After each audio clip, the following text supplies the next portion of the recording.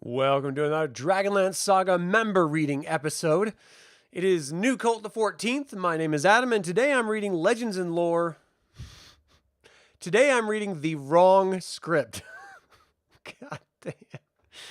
Welcome to DragonLance Saga Gaming Advanced Dungeons & Dragons episode. Totally meant to do that. This is the 16th episode in the Advanced Dungeons & Dragons Dungeon Master's Guide series. It is New Cult the 14th. My name is Adam. Dragonlance came out of Advanced Dungeons & Dragons, so I thought it'd be fun to read the core rules aloud and discuss them with a live audience until I hit the treasure section and realized I'm never getting out of this section. Ever. It's just so long. I would like to take a moment and thank the DL Saga YouTube members and Patreon patrons, and invite you to consider becoming a member or patron. You can even grab Dragonlance Media using my affiliate links in the description below. All right.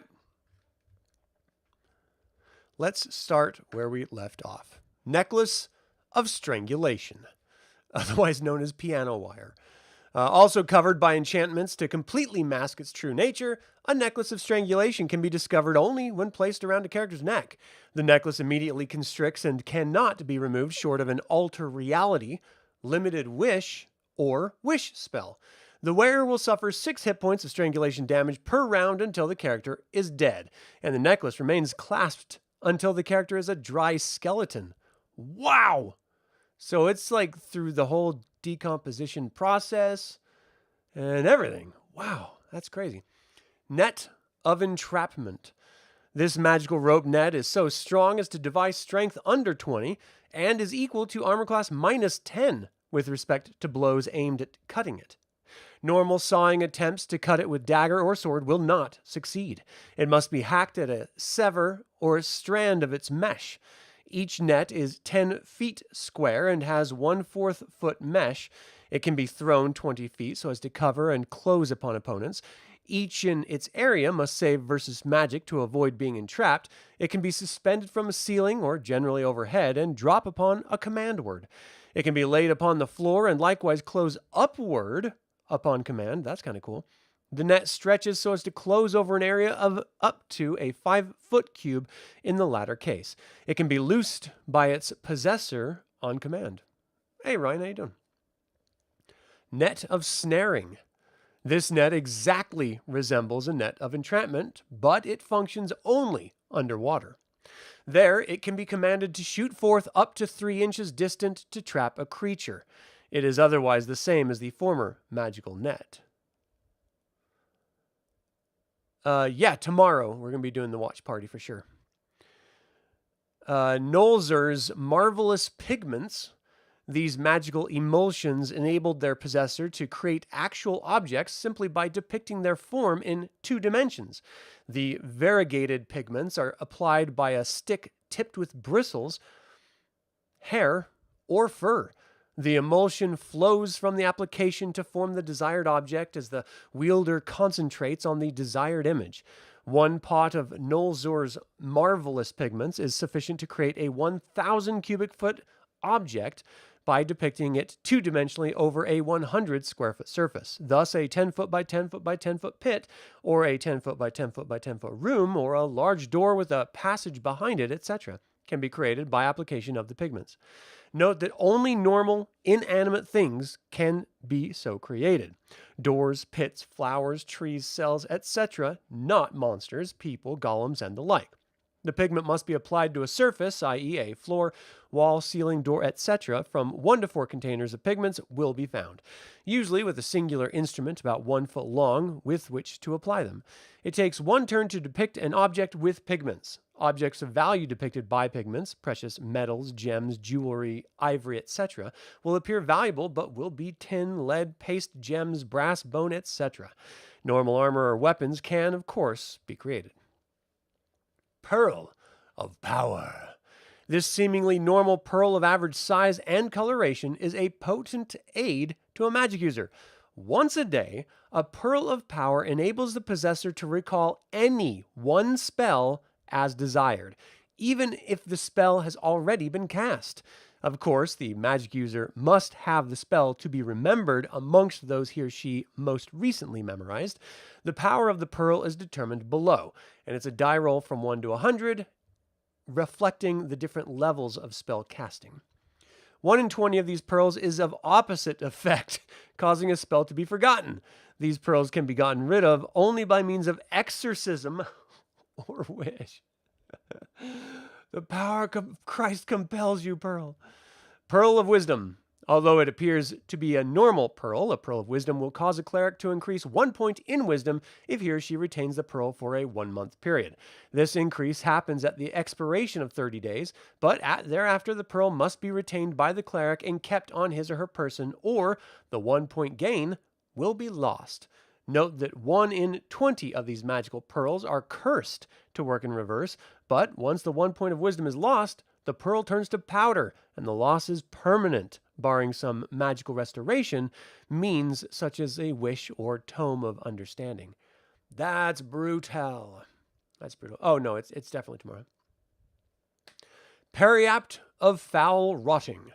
This engraved gem is magicked, so as to appear to be a gem of small value. If any character claims it as his or her own, he or she will contract a terrible rotting disease, a form of leprosy which can be removed only by application of a remove curse spell followed by a cure disease, and then a heal or limited wish or wish spell. The rotting can also be countered by the crushing of a periapt of health and sprinkling of the dust thereof upon the afflicted character. Otherwise, the afflicted loses 1 point each of dexterity and constitution and charisma per week, beginning 1 week after claiming the item. And when any score reaches 0, the character is dead. Each point lost due to the disease will be permanent, regardless of subsequent removal of the affliction.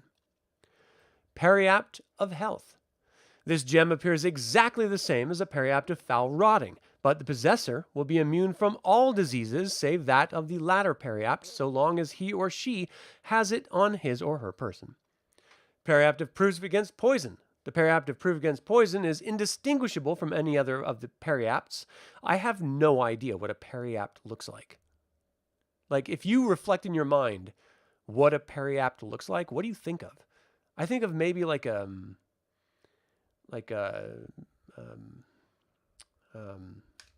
my gosh, what is that called? A perfume bottle, like a small little perfume vial. Okay, so the periapt of Proof Against Poison is indistinguishable from any other periapts. The character who has one of these magical gems, it's a gem, is allowed a 10% saving throw per plus of periapt against poisons, which normally disallow any such opportunity, a normal score for poisons, which usually are at a penalty, and a plus on all other poison saves. The die roll goes from 1 to 20, and it is a plus of 1 to 4. Periapt of Wound Closure. This magical stone looks exactly the same as others of its ilk. The person possessing it will never need fear open bleed wounds, for the periapt prevents them. In addition, the periapt doubles the normal rate of healing or allows normal healing of wounds which would not do so normally. Phylactery of Faithfulness. There is no means to determine what function this device performs until it is worn. The wearer of the Phylactery of Faithfulness will be aware of any action or item which will adversely affect his or her alignment and standing with his or her deity prior to performing the action or becoming associated with such an item if a prior moment is taken to contemplate the action. The phylactery must be worn normally by the cleric, of course. I still don't understand what it does.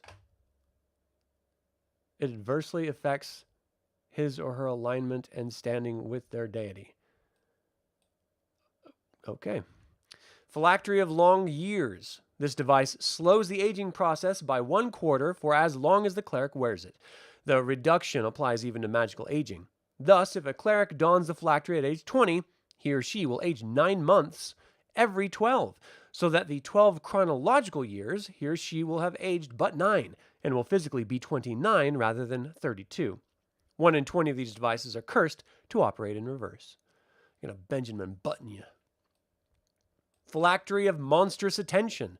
While this arm wrapping appears to be some sort of beneficial device, it actually draws the attention of supernatural creatures of exactly the opposite alignment of the cleric wearing it. The results in the cleric being plagued by powerful and hostile creatures whenever he or she is in the area with such creatures are or can appear. If the cleric is of 10th or higher level, the attention of his or her deity's most powerful enemy will be drawn, so as to cause this being to interfere directly. For example, a lawful good cleric attracts various demons and eventually the notice of Orcus or Demogorgon.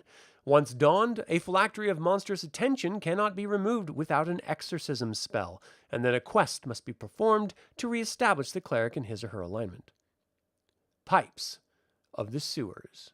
Hey, S. Tempington, how you doing? A set of these wooden pipes appear to be nothing extraordinary, but if the possessor learns the proper tune, he or she can attract from 10 to 60 giant rats, or 30 to 180 normal rats, if either or both are within 40 inches. So again, indoors, 40 inches references 40 times 10 in feet, and outdoors, it's 40 times 10 in yards. For each 5-inch distance the rats have to travel, there will be a 1-round delay. The piper must continually play until the rats appear, and when they do so, they are 95% likely to obey the piper so long as he or she continues to play. If for any reason the piper ceases playing, okay, well, how are they going to do what you say if you can't say anything because you're playing the pipes? Is it telepathy? If for any reason the piper ceases playing, the rats summoned will leave immediately. If they are again called, it is 70% probable that they will come and obey, 30% likely that they will turn upon the piper. If the rats are under control of a creature such as a vampire, the piper's chance of taking over control is 30% per round of piping. Once control is assumed, there is a 70% chance of maintaining it if the other creature is actively seeking to reassert its control. Again, how? How are you doing this? Is it literally just you think it and they have to do it? Do you have to, you know how you're playing an instrument and you're saying words while you're doing the instrument? Like that. Portable hole. A portable hole is a circle of magical cloth spun from the webs of a phase spider interwoven with strands of ether and beams of astral plane luminaries. When opened fully, a portable hole is 6 feet in diameter, but it can be folded as small as a pocket handkerchief. When spread upon any surface, it causes an extra-dimensional hole 10 feet deep to come into being. This hole can be picked up from inside or out by simply taking hold of the edges of the magical cloth and folding it up. Either way, the entrance disappears, but anything inside the hole remains. The only oxygen in the hole is that allowed by creation of the space, so creatures requiring the gas cannot remain inside for more than a turn or so without opening the space again by means of the magical cloth. The cloth does not accumulate weight even if its hole is filled with gold, for example. Each portable hole opens on its own particular non-dimensional space. If a bag of holding is placed within a portable hole, a rift in the astral plane is torn into space, and the bag and the cloth are sucked into the void and forever lost. If a portable hole is placed within a bag of holding, it opens a gate to another plane, and the hole, the bag, and any creatures within a 10-foot radius are drawn into the plane. The portable hole and bag of holding being destroyed in the process. Qual's Feather Token. A feather token is a small magical device of various forms to suit a special need. These various tokens are listed below. Each is usable but once. A die roll of 1 to 4 is an anchor, a token useful to moor a craft so as to render it immobile for 1 full day, or at any time prior upon command from the token's possessor. 5 to 7 is bird, a token which can be used to drive off any sort of hostile avian creature, or as a vehicle for transportation equal to a rock of the largest size in all respects. 1 day duration. 8 to 10 is a fan, a token which forms a huge flapping fan, which can cause a strong breeze, cf. the Adventure, Waterborne Adventures, in an area large enough to propel one ship. This wind is not cumulative with existing wind speeds. If there's already strong breeze blowing, this cannot be added to it to create a gale. It can, however, be used against it to create an area of relative calm or lesser winds, though this will not affect wave size in a storm, of course. The fan can be used up to 8 hours a day. It will not function on land. 11 to 13, Swan Boat. A token which forms a huge swan-like boat capable of swimming at 24-inch speed and carrying 8 horses and gear, or 32 men, or any combination equal thereto during 1 day. 14 to 18 is Tree. A token which causes a great oak to spring into being. 6 feet diameter trunk, 60 feet height, 40 feet top diameter. 19 to 20, Whip. A token will cause a huge leather whip to appear and be wielded against any opponent desired. +1 weapon, 9th level fighter, 2 hit probability, 2 to 7 hit point damage, plus same save versus magic, or be bound fast for 2 to 7 rounds for up to 6 turns. CF Dancing Sword. Other similar tokens may be added as desired. Table 3E5. Robe of the Arch Magi. This normal appearing garment can be white, 45%, good alignment, gray, 30%, neutral but neither good nor evil alignment, or black, 25%, evil alignment. Its wearer gains the following powers. 1, it serves as armor equal to armor class 5. 2, the robe confers a 5% magical resistance. 3, it adds +1 to saving throw scores. And 4, the robe reduces magical resistance and or saving throws by 20% or -4 when the wearer casts any of the following spells. Charm monster, charm person, friends, hold monster, hold person, polymorph other, suggestion. Color of a robe of the Arch Magi is not determinable until donned by a magic user. If a white robe is donned by an evil wizard, he or she will take 18 to 51 hit points of damage and lose 18,000 to 51,000 experience points. And the same is true with respect to a black robe donned by a good aligned magic user. An evil or good magic user putting on a gray robe or a neutral magic user donning either a white or black robe incurs 6 to 24 hit points of damage, 6,000 to 24,000 experience points loss, and the wearer will be moved toward the alignment of the robe by its enchantments, i.e., he or she should be vocally urged to change alignment to that of the robe, and the magic user will have to take steps to keep his or her old alignment pure. Robe of Blending. This ordinary appearing robe cannot be detected by magical means. When it is put on, however, the wearer will detect a dweomer and know that the garment has very special properties. A robe of blending enables its wearer to appear to be part of a rock wall, a plant, a creature of another sort, whatever is appropriate. The coloration, form, and even odor are produced by the robe, although it will not make its wearer appear to be more than twice 1/2 normal height, and it does not empower language, noise capabilities, either understanding or imitating. In situations where several different forms are appropriate, the wearer is obliged to state which form he or she wishes the robe to camouflage him or her as. Creatures with exceptional 15 plus or better intelligence have a 1% per intelligence point chance of detecting something amiss when they are within 3 inches of a robe of blending, and those creatures with low intelligence 5 plus or better and 10 or more levels of experience or hit die have a 1% per level or hit die chance of likewise noting something unusual about a robe wearing character. The latter is cumulative with the former chance of detection, so as 19 intelligence magic user of 12th level has a 30% chance, 18% plus 12%, of noting something amiss. There must be an initial check per eligible creature, and successive checks should be made each turn thereafter. If the same creatures are within 3 inches range, all creatures acquainted with and friendly to the wearer will see him or her normally. Another reminder about percentiles, you always have to roll below the percentile number reflected. So if it's a 30% chance, you have to roll below a 30, not above a 70, for example. Robe of Eyes. This garment is most valuable, though it appears as a normal robe until it is put on, for its wearer is able to see in all directions at the same moment due to the scores of magical eyes which adorn the robes. The wearer is empowered with infravisual capability to 12 inches range, ultra-visual ability, and the power to see displaced or out-of-phase objects and creatures in their actual positions. The Robe of Eyes sees all forms of invisible things with a 24-inch normal visual range, or 12 inches if infravision is being used. Of course, solid objects obstruct even the robe's powers of observation, while invisibility, dust of disappearance, a robe of blending, or even improved invisibility are not proof against observation. Astral or ethereal things cannot be seen by means of this robe.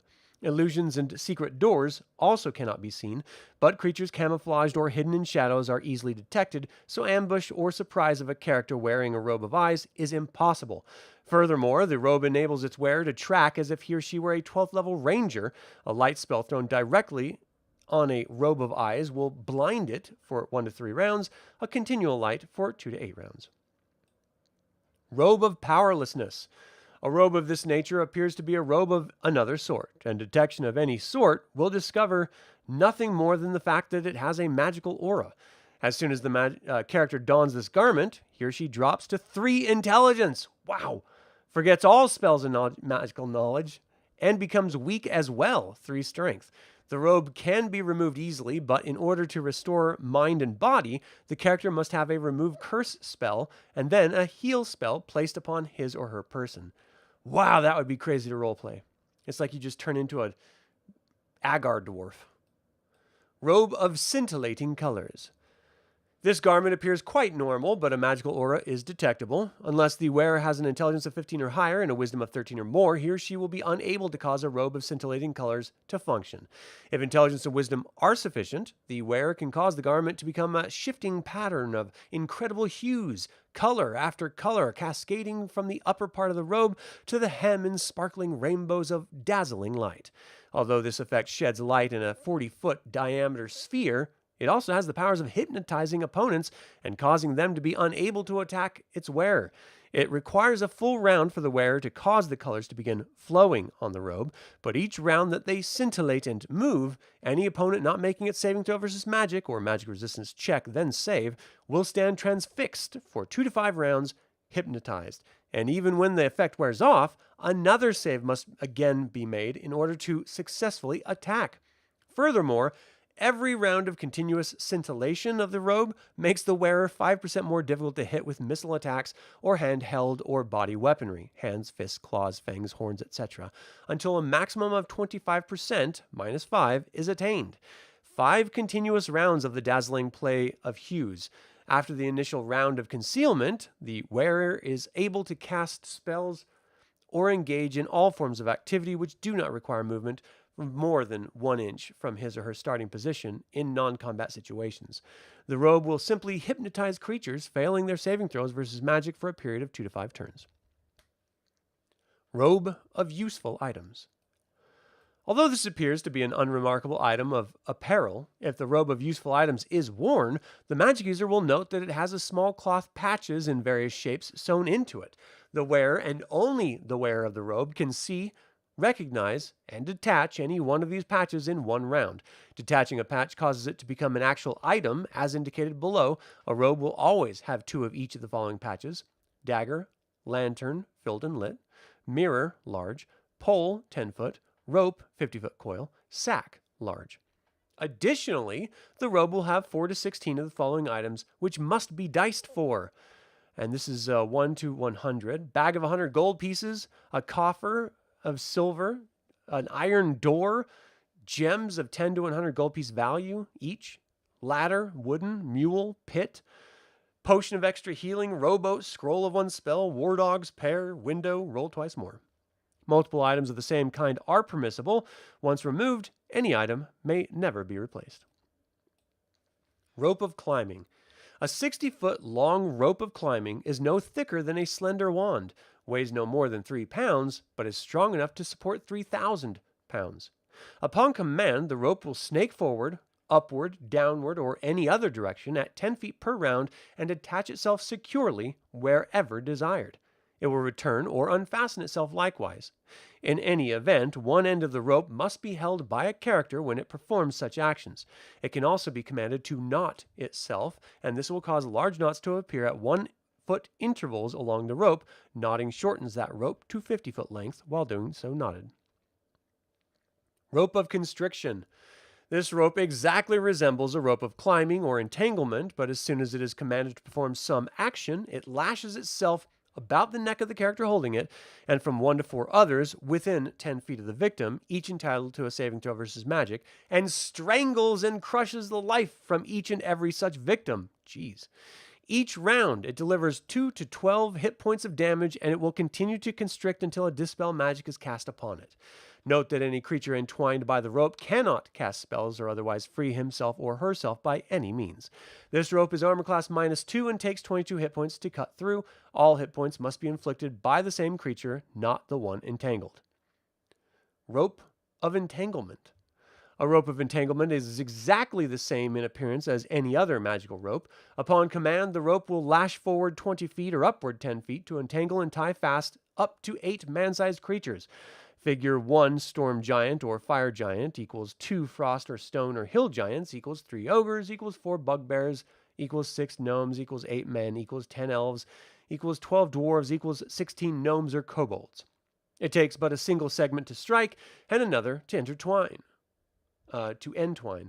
The command requires one segment also, while the whole takes 3 segments to perform. The rope cannot be broken by sheer strength. It must be hit by an edged weapon. The rope is armor class -2, takes 22 hit points of damage to cut through. All hit points must be inflicted by the same creature, not the one entangled. Damage under 22 hit points will repair itself in 6 turns. If a rope of entanglement is severed, it is destroyed. Note: any magical rope which is broken or severed will immediately lose its special properties. Rug of Smothering. This finely woven carpet resembles a carpet of flying and will give off magical radiation if detected for. The character seating himself or herself upon it and giving a command will be surprised, however, as the Rug of Smothering will tightly roll itself around that individual and suffocate him or her in 3 to 6 rounds. The rug cannot be physically prevented from doing so, from so wrapping itself, and the rug can be prevented from smothering its victim only by the casting of any of the following spells: Alter Reality, Animate Object, Hold Plant, Wish. Rug of Welcome is next. A rug of this type appears exactly the same as a carpet of flying, and it performs the function of one 6 feet by 9 foot size, but a Rug of Welcome has other powers in addition. Upon command, it will function as a Rug of Smothering, entrapping any creature up to ogre size which steps upon it. A Rug of Welcome will also elongate itself and stiffen to become as hard and strong as steel, the maximum length being 27 feet long at 2 feet wide, to serve as a bridge, barricade, etc. In this latter form, it is armor class 0 and will take 100 hit points to destroy. Best of all, the possessor need only utter a word of command, and the rug will shrink to 1/12 size for easy storage and transportation. Saw of Mighty Cutting. This notched adamantite blade is 12 feet long and over 1 foot wide. It requires 1800 strength to operate alone or 2 persons of 17 or greater strength to work in tandem. The blade will slice through a 2-foot thick hardwood tree in 1 turn, a 4-foot thick trunk in 3 turns, or a 1-foot diameter tree in but 3 rounds. After 6 turns, so a turn is a turn is 10 minutes, a round is 1 minute. Where did I leave off? After 6 turns of cutting with the saw, the character or characters must rest for 6 turns before doing any further work. Scarab of Death. This small brooch or pin of magical nature appears to be any one of the various amulets, brooches, or scarabs of beneficial sort. However, if it is held for more than 1 round or placed within a container, backpack, etc., within 1 foot of a warm, living body for 1 turn, it will change into a horrible, burrowing, beetle-like creature. The thing will then tear through any leather or cloth, burrow into flesh, and reach the victim's heart in a single round, causing death. Holy shit! It then returns to its scarab form. Hardwood, ceramic, bone, ivory, or metal will prevent the monster from coming to life if the scarab is secured within a container of such substance. That's terrifying. Scarab of Enraging Enemies. When one of these devices is displayed and a command word utter, all intelligent hostile creatures within a 4-inch radius must save versus magic or become enraged. Those making the saving throw may perform normally. Enraged enemies will fly into a berserk fury and attack the nearest creature, even their own comrades, +1 to hit, +2 on damage, -3 on their own armor class. The rage will last for 7 to 12 rounds, and during this period, the enraged creature will continually attack without reason or fear, moving on to attack other creatures nearest them if initial opponents are slain. A scarab of this type contains from 19 to 24 charges. I have this highlighted, and I usually only highlight these if I've used them, but I don't remember using this. Did someone sneak into my office and highlight my Dungeon Master's Guide? Scarab of Insanity. This scarab is absolutely indistinguishable from any other amulet, brooch, or scarab. When displayed and a command word is spoken, all other creatures within a 2-inch radius must save versus magic at -2 and -10% for any magical resistance as well. Those failing the save are completely insane for 9 to 12 rounds, unable to cast spells or use reasoning of any sort. Treat as a confusion spell. With no chance for acting in a non-confused manner, the Scarab has 9 to 16 charges. Scarab of I had no idea there are so many Scarabs. Scarab of Protection. This device appears to be any one of the various magical amulets, stones, etc. It gives off a faint duomer, of course, and if it is held for 1 round by any character, an inscription will appear on its surface, letting the holder know it is a protective device. The possessor gains +1 on all saving throws versus magic, and if no save is normally possible, he or she gains 1 of 20, adjusted by any other magical protections, which normally give bonuses to save throw die rolls. Thus, this device allows a save versus magic at base 20 against magic missile attacks, for example, and if the target has +4 for magical armor and +1 for a ring of protection, any roll of 15 or better would indicate that the missiles did no damage. The Scarab can additionally absorb up to 12 life energy levels draining attacks. 2 level drains count as 2 absorbings, or death touches, death, raise, Fingers of Death. However, upon absorbing 12 such attacks, the Scarab turns to powder, totally destroyed. 1 in 20 of these Scarabs are reversed cursed items, giving the possessor -2 on his or her dice. However, 1 in 5 of these cursed items are actually +2 if the curse is removed by a cleric of 16 or higher level. In this latter case, the Scarab will have absorption of capability of 24 rather than 12. Hey, Justin, how you doing? Spade of Colossal Excavation. This digging tool is 8 feet long with a spade-like blade, 2 feet wide and 3 feet long. Any fighter with 18 strength can use this magical shovel to dig great holes. 1 cubic yard of normal earth can be excavated in 1 round. Every 10 rounds, the user must rest for 5 rounds. Hard pan clay takes twice as long to dig, as does gravel. Loose soil takes only half as long.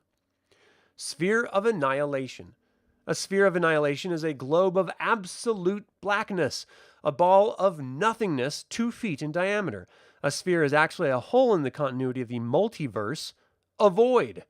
Any matter which comes in contact with the sphere is instantly sucked into the void, gone, utterly destroyed. Wishes and similar magics notwithstanding. A sphere of annihilation is basically static, resting in some spot just as if it were a normal hole. It can be caused to move, however, by mental effort, the brain waves of the individual concentrating on changing its position, bending spatial fabrics so as to cause the hole to slide in some direction. Control range is 40 feet initially, 1 inch per level once control is established. Basic movement rate is 10 feet per round, modified as shown below. Concentration control is based on intelligence and level of experience. The higher the level, the greater the mental power and discipline. For every 1 point of intelligence above 12, the magic user adds 1% for every 1 point over 15. He or she adds another 3%, i.e., 1% for each point from 13 to 15, and additional 3% for each point from 16 to 18, a maximum of 12% points bonus at 18 intelligence. The bonus applies to this table. So we have the level of magic user going from 5 to 21 and above, movement per round going from 8 to 16 feet, and probability of control per round from 15% to 80%. And of course, we have an illustration that we have to show. Look at this. Magic user throwing a ball at some orcs, I think. I love these little illustrations. These are great. All right. Any attempt to control the sphere will cause it to move, but if control is not established, the sphere will slide toward the magic user attempting to do so, and it will continue so moving for 1 to 4 rounds or longer if the magic user is within 30 feet thereafter. If 2 or more magic users attempt to control a sphere of annihilation, the strongest, the one with the highest percentage chance to control the sphere, is checked first, then the next strongest, etc. Controlled chance is reduced 5% per person cumulative when 2 or more magic users concentrate on the sphere, even if they are attempting the same thing cooperating. If none are successful, the sphere will slip toward the strongest. Control must be checked each and every round. Should a gate spell be cast upon a sphere, there's of all the strange, just in case you want to cast a gate spell, here's what's going to happen. There's a 50% chance that the spell will destroy it, 35% that the spell will do nothing, and 15% that a gap will be torn in the spatial fabric and everything in an 18-inch radius will be catapulted into another plane or universe. If a Rod of Cancellation touches a sphere, the two will cause a tremendous explosion as they negate each other. Everything within a 6-inch radius will sustain 30 to 120 hit points of damage. A psionic using probability travel discipline, when the sphere touches him or her, will be able to do away with the sphere and gain another major psionic power. If he or she still succeeds in saving throw versus magic, failure indicates annihilation. See Talisman of the Sphere hereafter. Stone of Controlling Earth Elementals is next. A stone of this nature is typically an oddly shaped bit of extrusive rock, shaped and roughly polished. The possessor of the stone needs but utter a single command word, and an earth elemental of 12 hit die size will come to the summoner if earth is available. An 8 hit die elemental if rough unhewn stone is the summoning medium. An earth elemental cannot be summoned from worked stone, but one can be from mud, clay, or even sand, although one from sand is an 8 hit die monster also. The area of summoning for an earth elemental must be at least 4 feet square and have 4 cubic yards volume. The elemental will appear in 1 to 4 rounds. For details of elementals and their control, see Advanced Dungeons & Dragons Monster Manual. One elemental per day can be summoned by means of the stone. Stone of Good Luck. Luckstone. This magical stone is typically a bit of rough polished agate or similar mineral. Its possessor gains a +1, 5%, where applicable, on all die rolls involving factors such as saving, slipping, dodging, etc. Whenever a die or dice are rolled to find whether the character has an advantage happening befall or not, has an adverse happening befall or not, this luck does not affect 2 hit and damage dice or spell failure dice. Additionally, the Luckstone gives the possessor a +1% to 10% at owner's option on rolls for determination of magic items or division of treasure. The most favorable results will always be gained with a Stone of Good Luck. This is interesting. How do you guys divide treasure? Do you have a roll to determine the distribution? I know there is some suggested methods early in this Dungeon Master's Guide, but I've always left it up to the players. And if they want to fight over it, then by all means, fisticuffs it. Stone of Weight. Lodestone. This magical stone appears to be any one of the other sorts, and testing will not reveal its nature.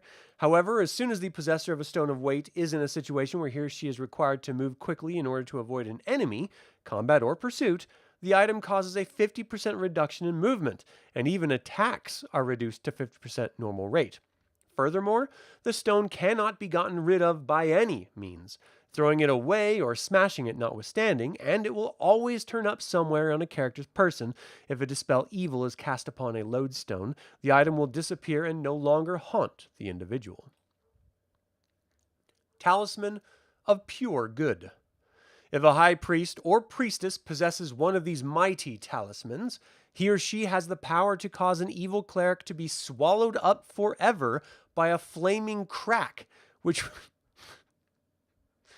I'm a child, which will open at the feet of the victim and precipitate him or her in the center of the earth.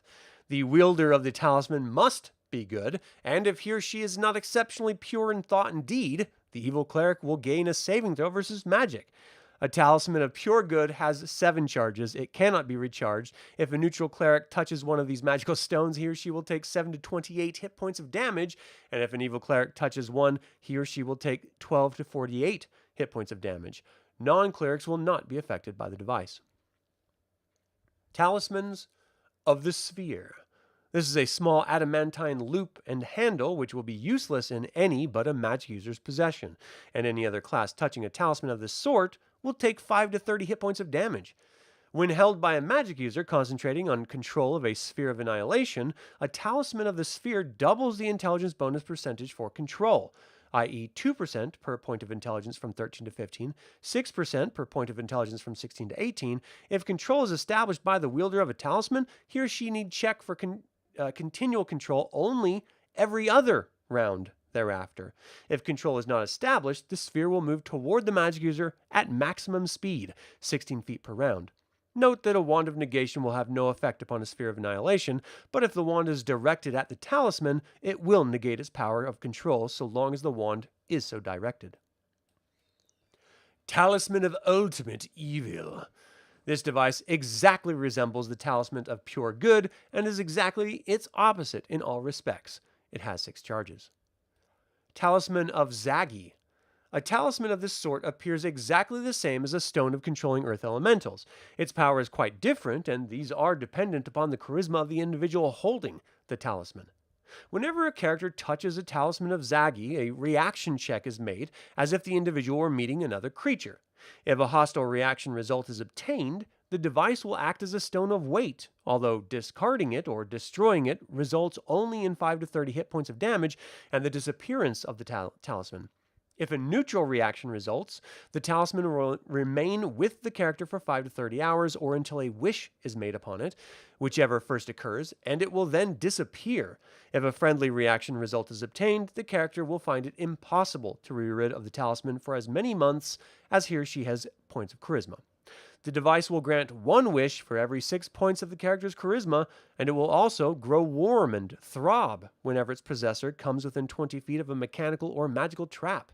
If the talisman is not held, its warning heat and pulses will be of no avail. Regardless of which reaction result is obtained, when the time period expires, the talisman will disappear, but a base 10,000 gold piece gem, diamond, will remain in its stead. That's crazy. Tome of Clear Thought. A work of this nature is indistinguishable from any normal book, cf. Manual of Bodily Health. Any single character who reads a Tome of Clear Thought will be able to practice mental exercises which will increase his or her intelligence by 1 point. Reading a work of this nature takes 4 to 8 hours time over 6 days, and immediately thereafter the book disappears. The reader must begin a program of concentration and mental discipline within 1 week of reading the tome. After 1 full month of such exercise, intelligence goes up. If psionics are employed in the campaign and the character is previously a non-psionic, another check may be allowed. The knowledge gained from reading the work can never be recorded or articulated. Any further perusal of a Tome of Clear Thought will be of no benefit to the character. Tome of Leadership and Influence. This leather and brass-bound book is similar to a Tome of Clear Thought, but upon completion of reading and practice of what was revealed therein, charisma is increased by 1 point. It's just how to apply makeup. Tome of Understanding. Identical to a Tome of Clear Thought, this work increases wisdom by 1 point. Trident of Fish Command. This 3-tined fork atop a stout rod of 6 feet length appears to be a barbed military fork of some sort. However, its magical properties enable its wielder to cause all fish, including sharks and eels, but excluding mollusks, crustaceans, amphibians, reptiles, mammals, and similar sorts of non-piscine marine creatures within a 6-inch radius to save versus magic. This uses 1 charge of the trident. Those which fail its throw are completely under empathic command. They will not attack the possessor of the trident, nor any creature within 10 feet of him or her, and the wielder of the device can cause them to move in whatever direction is desired and convey messages of emotion, i.e. fear, hunger, anger, indifference, repletion, etc. Fish which make their saving throw are free of empathic control, but they will not approach closer than 10 feet of the trident. Fish which school must be checked as a single entity. A trident of this type contains 17 to 20 charges. It is otherwise a +1 magical weapon. Trident of Submission. A weapon of this nature appears unremarkable, exactly as any normal trident. The wielder of a trident of submission causes any opponent struck to save versus magic. If the opponent fails to save, it must check morale the next round instead of attacking. If morale is good, the opponent may act normally next round, but if it is poor, the opponent will cease fighting and surrender, overcome with a feeling of hopelessness. The duration of this hopelessness is 2 to 8 rounds. Pardon. Thereafter, the creature is normal once again. The trident has 17 to 20 charges. A trident of this type is a +1 magical weapon. Trident of Warning. A weapon of this type enables its wielder to determine the location, depth, species, and number of hostile and or hungry marine predators within 24 inches. A trident of warning must be grasped and pointed in order for the person using it to gain such information, and it requires 1 round to so scan a 24-inch radius hemisphere. There are 19 to 24 charges in a trident of this type, each charge sufficient to last for 12 rounds of scanning. The weapon is otherwise a +2 magical weapon. Trident of Yearning. A Trident of Yearning looks exactly like any normal trident, and its duomer is also indistinguishable from the magical aura of other enchanted weapons of this sort. Any character grasping this type of trident immediately conceives an overwhelming desire to immerse himself or herself in as great a depth of water as is possible. The unquenchable longing so generated causes the affected character to instantly proceed toward the largest, deepest body of water, in any event, one that is sufficient to completely cover his or her person, and immerse himself or herself therein permanently. The character cannot lose his or her grip on the trident, and only a water-breathing spell after submersion placed upon him or her, or use of a wish or alter reality, will enable the character to do so. The trident is otherwise a -2 cursed magical weapon. Note that this item does not confer the ability to breathe underwater. That's brutal. Vacuous Grimoire. A book of this sort is totally impossible to tell from a normal one, although if a detect magic spell is cast, there will be a magical aura noted. Any character who opens the work and reads so much as a single glyph therein must make 2 saving throws versus magic. The first is to determine if 1 point of intelligence is lost or not. The second is to find if 2 points of wisdom are lost. Once opened and read, the vacuous grimoire remains, and it must be burned to be rid of it, after first casting a remove curse spell. If the tome is placed with other books, its appearance will instantly alter to conform to one of the other works it is amongst. Wow. Well of Many Worlds. This strange interdimensional device is exactly the same in appearance as a portable hole.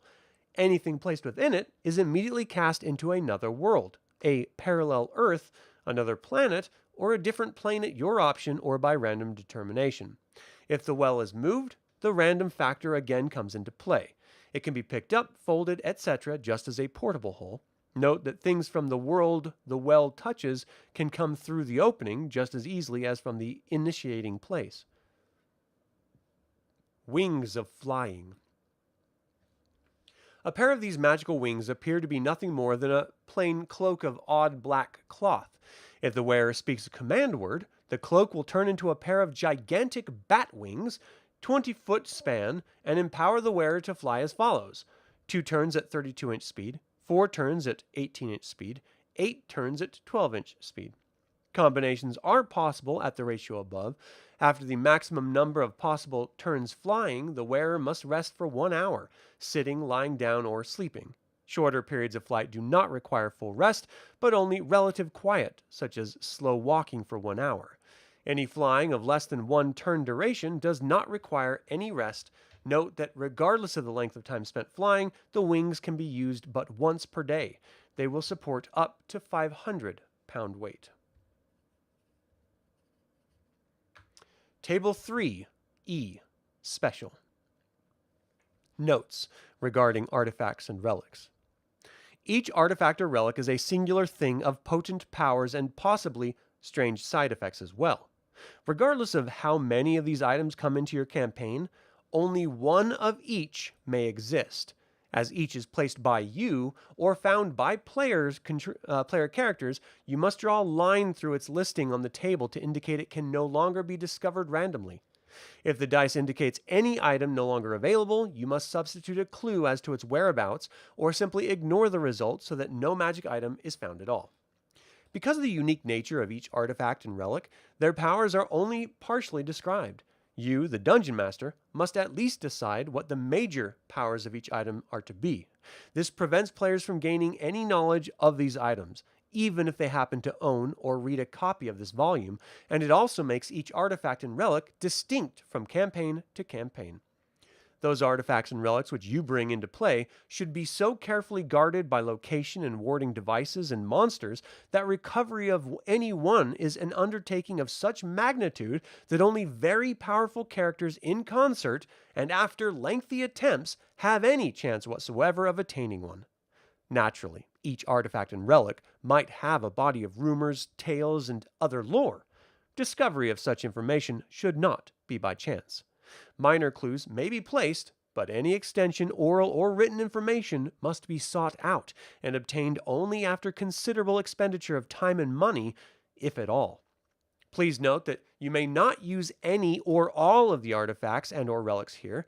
If you prefer, you may rename those in your campaign to suit a particular mythos, or you may devise your own entirely. But any creation by you must be done so as to maintain the item in balance with the game as a whole. And this goes for assigning of powers with respect to any of these items too. A super weapon is certain to blast the whole campaign to smithereens, unless it is given proper limitations, and also a nemesis creature in some cases. At the end of the descriptions of artifacts and relics are 5 tables which list the various powers and side effects of these items. Each item is described with only a few of its attributes, and its other characteristics are mentioned with respect to the number of each power or effect from the appropriate table, i.e., each item has several powers and or effects you must select and record in your copy of this book. Players can know virtually nothing about any powers and effects of any artifact or relic. They must be discovered by them through experimentation by their characters, legends, legend lore, etc. If a player refuses to risk his or her character when an item is discovered, preferring to allow some hireling or henchman to hazard the trial and error process necessary, the character given the item or ordered to determine its powers and effects will certainly do one of the following things. 1. If the character is evil, he or she will destroy, or at least escape from, the player character once the artifact or relic abilities are known to the character. 2. If the character is neutral, and neither good nor evil otherwise, he or she will use the powers of the artifact or relic to dominate and control his or her former employer or master or mistress, destroying him or her if threatened. And 3, if the character is good, he or she will realize that his or her employer, master, or mistress acted in a most evil fashion by giving or forcing upon him or her the artifact or relic. So the character will use every wile to escape the player character and take the item along to give his or her religious leaders or other suzerain.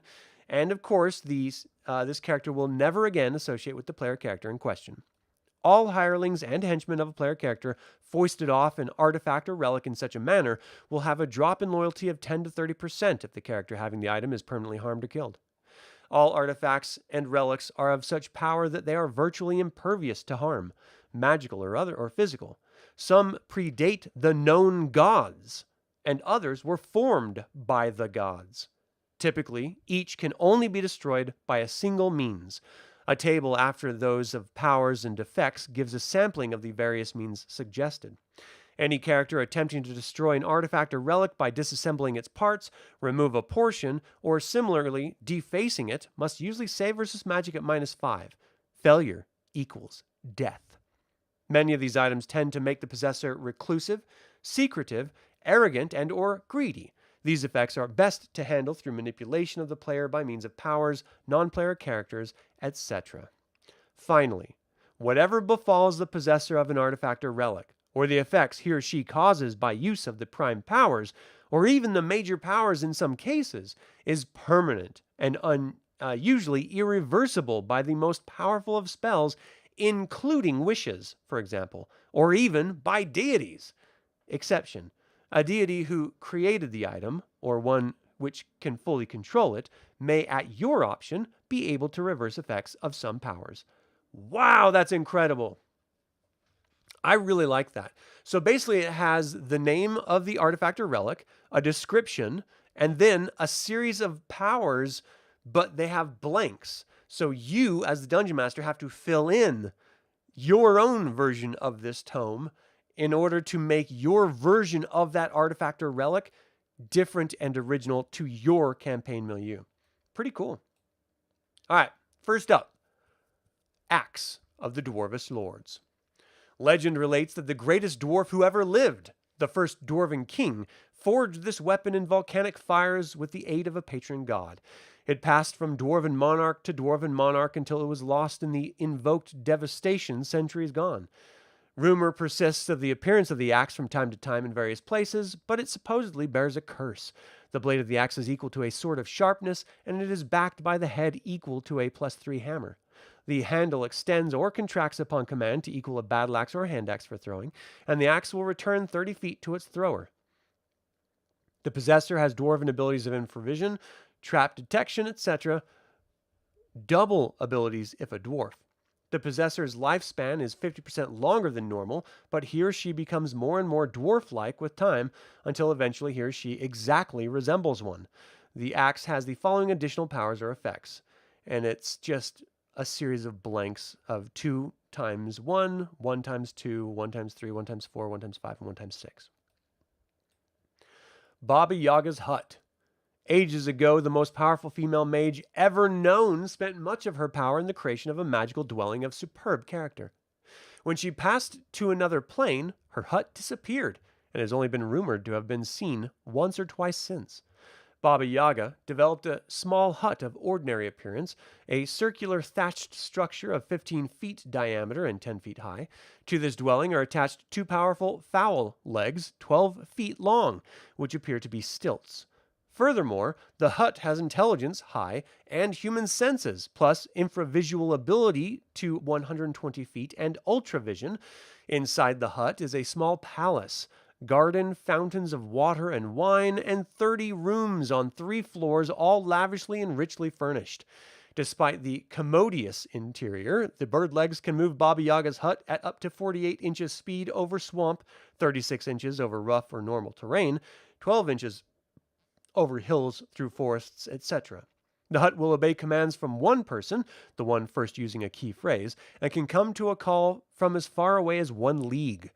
Its legs deliver blows equal to those of a hill giant, 2 attacks per round, to any so rash as to come near without invitation or knowing the command phrase. The legs are armor class 2 and can take 48 hit points damage each, regenerating at 1 hit point per melee round. The walls of the hut are equivalent of 5 feet thick granite.